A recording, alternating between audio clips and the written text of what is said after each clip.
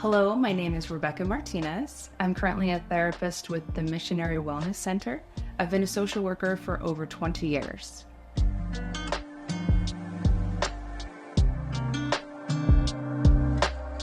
Let's talk about navigating conflict on your mission.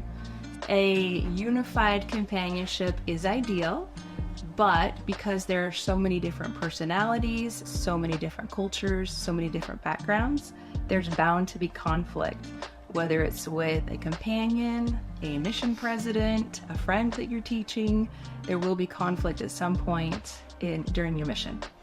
So a couple of things to remember is that when you have something that's really important to you, something that you value a lot, and somebody else also has something that's really important to them, those are the kinds of things that can create conflict. So on the other side of conflict or anger or frustration is what you value. Just a really quick, simple example is if you have been taught that you wash dishes a certain way or load the dishwasher a very specific way, and then you have a companion who just does it completely different, whether it's haphazard or whatever, they will have some conflict with you wanting them to do it a really specific way, and you will have some conflict with them wanting to throw it in haphazardly because of your different backgrounds. Some other areas of conflict might be cultures, different cultures that do things differently. So that could be in relation to timeliness. It could be in relation to borrowing things, different foods. So all of those things can cause conflict. It could be one companion wants to listen to some hymns to go to sleep. The other one wants it completely quiet, or one wants a light, one doesn't. There could be a lot of different things that might cause conflict. So just understand that you both come from different backgrounds, different values, different cultures.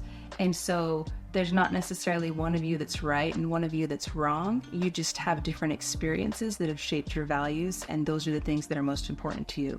So being open to other people's points of view and asking questions is a really good way to navigate that.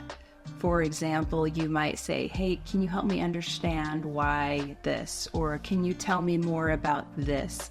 And being really curious and genuinely asking questions as opposed to just assuming that they have the worst intentions. Another piece of that is understanding that you can influence somebody. So maybe both of you have different levels of obedience to the roles, and that may cause some conflict. And you would be able to influence your companion, but not unless you have an actual genuine relationship with them, because you can't influence someone unless you have a relationship with them.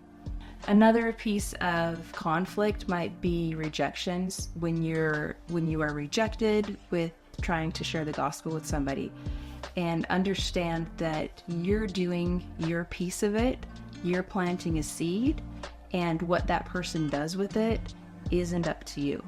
It may be that you're planting a seed and much, much later that will come to fruition. The thing that's the most important is just remembering that you're doing the piece that you have control over, which is planting the seed, doing the work. And then same thing in navigating conflict with your companionships or with zone leaders or mission presidents, whatever it is. The only thing you have control over is you and your response to things. You can't control what somebody else does or how they respond to things. The only thing you can control is how you respond to things. So just focusing on the piece that you have control over, which is what you say, what you do, how you feel, and your focus on your mission is going to be the only piece that you have control over, and that's the most important thing.